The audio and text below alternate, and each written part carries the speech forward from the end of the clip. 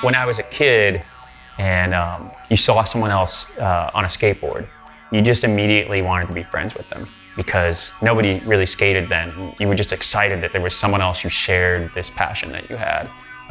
That's kind of how it was. You didn't really get into the details of what you were doing with the modular. You just were excited that there was someone else that knew what a modular synthesizer was, and you became friends with them. And so these early synth meets that were happening, for example, the ones that folks like Surachai were putting on in Chicago, were probably 20, 30 people, and the room was just, brimming over with, excitement about modular synthesizers. Well, I grew up in Central Illinois, and I did my best to get to Chicago as soon as possible after I graduated from high school, because Chicago was basically this city of music as far as I knew. Tony was in a band most of the time that we were there and just doing odd jobs.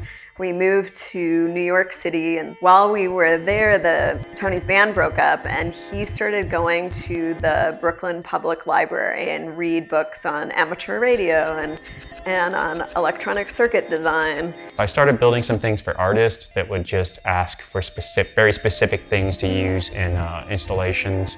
Usually pretty simple circuits, but they just needed to, for example, flash some LEDs or mix some sounds using light, like these kind of things. Or maybe they had a stop box they wanted modified to use with an expression pedal, just whatever I could do to make some extra cash on the side. So we talked about moving, and I said, well, if you were gonna do something else, what would you do? Where would you wanna go? And he said, well, I'd wanna work for, either Buchla out in San Francisco or Moog down in Asheville. On a chance trip through Asheville, we landed at the Asheville airport, and there was a Citizen Times, which is the newspaper here, and on the front cover was a photo of Bob Moog, who of course I recognized, and it was announcing that he had passed away. I didn't even know Bob Moog lived in Asheville, to be honest with you. But it definitely set off a chain of events that led to me moving down to Asheville to work at Moog Music. I already knew a little bit, which I think they saw as an advantage to getting me up and running quicker. I stayed there for about 3 years. It was a great experience. I really liked the people I worked with there. I had gone to some of the folks at Moog, and I had showed them some of the modules that I was building, and I think at the time it was just a little too early. There was no industry then. So it wasn't like I set out to start Make Noise as a company. I was ordering 20 or 30 of things and building them up and selling them. And the idea was to build this portfolio of jobs that I could take somewhere and say, hey, hire me to lay out your next circuit board.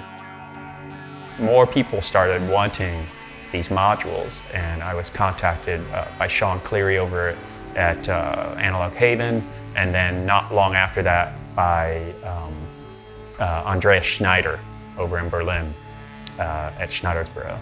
And that kind of set the ball rolling because both of them asked me for 50, which was a mind-blowing number at the time. I had to stop and think about it, like, how the hell am I gonna build 50 of these? It was the slowest, most organic process possible. And really, it didn't actually become a real company until Kelly started running it. Tony started Make Noise about 9 years ago, a little over 9 years ago, in a spare bedroom of our house. We were living out in the countryside in a small town of 800 called Marshall, North Carolina. We pretty quickly realized that we needed to hire some other folks and move the operation outside of the house. So we moved to a tiny little shop just down the road from where we are now. It was 700 square feet. And soon after realized that we needed more help, and soon after realized that we needed more space.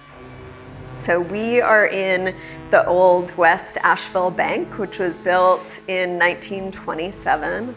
and it's a really amazing structure. What we're in right now was the old bank conference room, and you can see over there is where the lobby was for the bank. And then upstairs in the building was all dentist offices. Because of the Great Depression, it was actually only a bank for about 5 years.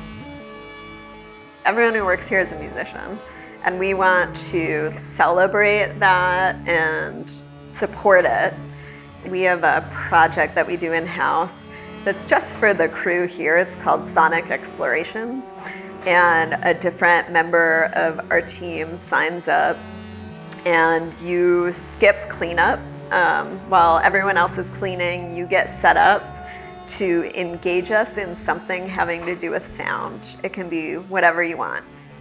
Mike had bought a bow at a thrift store and hadn't really used a bow with his guitar before, but decided to do like an electroacoustic experiment and share that with us. I did a project in the hallway upstairs where every single person had their own O-Coast, and we were all patched into a modular, and we created like a sound bath together. And then we did yoga.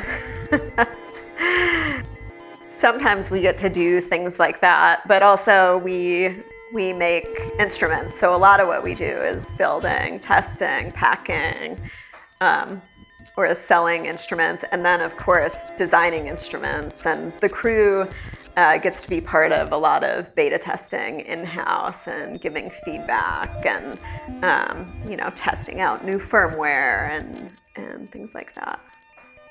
It was almost like a verb more than a name. It's almost like asserting that people make noise, that they get this, whatever they're getting from us, and they get to it.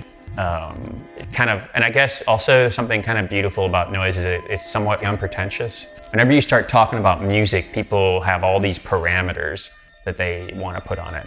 I was thinking more purely just the thing that you do when you're by yourself at home, when you're just making noise.